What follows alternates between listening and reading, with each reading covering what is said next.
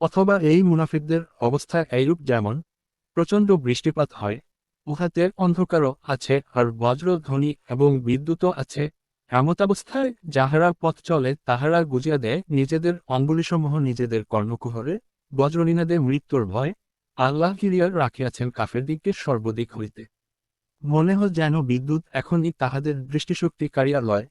যখনই তাহাদের উপর বিদ্যুৎ প্রদীপ্ত হয় তখনই উহার আলোকে তাহারা চলিতে থাকে, আর যখন অন্ধকার তাহাদিগকে আচ্ছন্ন করিয়া ফেলে তখন তাহারা দাঁড়াইয়া থাকে।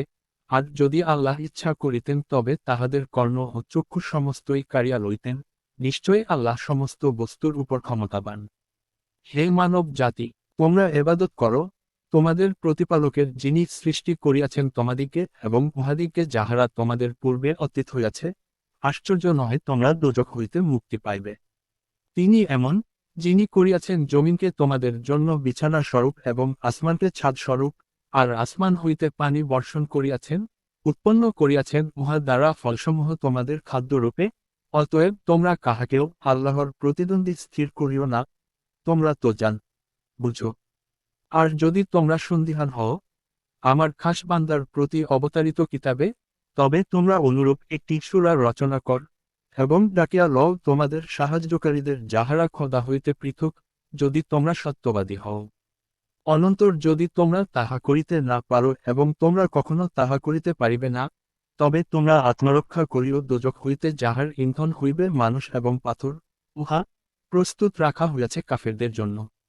আর আপনি সুসংবাদ দিন উহাদের যাহারা ঈমান আনিয়াছে এবং নেক কাজ করিয়াছে, নিশ্চয় তাহাদের জন্য এমন বেহেশত রহিয়াছে যাহার তলদেশ দিয়া প্রবাহিত হইতেছে নহরসমূহ।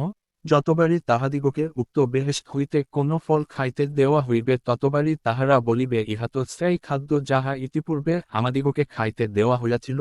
বস্তুত প্রত্যেকবারই তাহাদিগকে সাদৃশ্যপূর্ণ ফল দেওয়া হইবে, আর তাহাদের জন্য সেখানে থাকিবে পাক সাফ বিবেগন। তাহারা তথায় অনন্তকাল থাকিবে। নিশ্চয় আল্লাহ লজ্জাবোধ করেন না যে কোনো উপমা বর্ণনা করিতে, মশাই হোক বা তদপেক্ষা ক্ষুদ্রতায় অধিক হোক।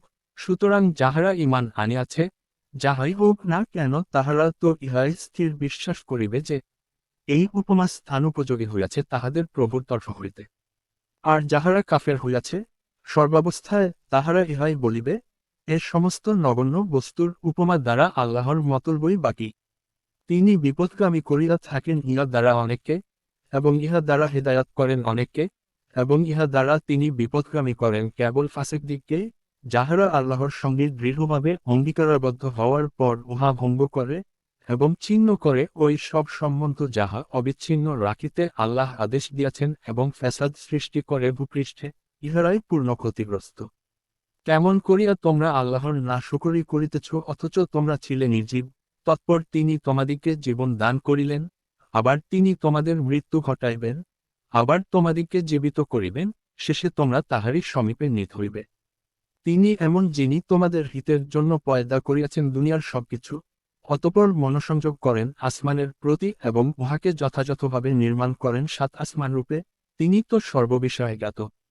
আর যখন বলিলেন আপনার প্রভু ফেরেশতাগণকে, নিশ্চয় আমি বানাইব ভূপৃষ্ঠে একজন প্রতিনিধি, বলিল, আপনি কি সৃষ্টি করিবেন জমিনে এমন লোক যাহারা উহাতে ফ্যাসাদ করিবে ও রক্তারক্তি করিবে?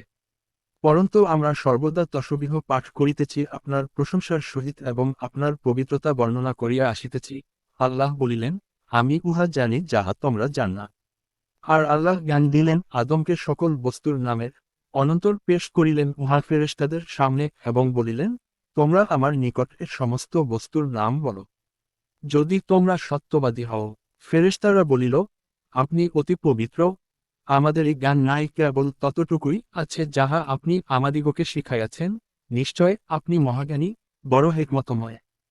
আল্লাহ বলিলেন, হে আদম, বলিয়া দাও তাহাদিগকে ওই সমস্ত জিনিসের নাম। অনন্তর যখন আদম তাহাদিগকে সমস্ত জিনিসের নাম বলিয়া দিলেন, তখন আল্লাহ বলিলেন, আমি কি তোমাদিগকে বলি নাই যে, নিশ্চয় আমি অবগত আছি সমস্ত অদৃশ্য বিষয় আসমান ও জমিনের, এবং জ্ঞাত আছি যাহা তোমরা ব্যক্ত কর আর যাহা অন্তরে গোপন রাখো তাহাও। আর আমি যখন হুকুম দিলাম ফেরেশতাদিগকে সেজদায় পতিত হও আদমের সামনে, তখন সকলে সেজদায় পতিত হইল ইবলীস ব্যতীত। সে অমান্য করিল, অহংকৃত হইল এবং কাফেরদের অন্তর্ভুক্ত হইল। আর হুকুম দিলাম, হে আদম, বাস করো তুমি এবং তোমার স্ত্রী বেহেশতে এবং খাও উভয়ে উহা হইতে স্বচ্ছন্দে ও যথেচ্ছা, আর যাইও না এই বৃক্ষের কাছে, অন্যথায় তোমরা পরিণত হইবে জালেমদের মধ্য।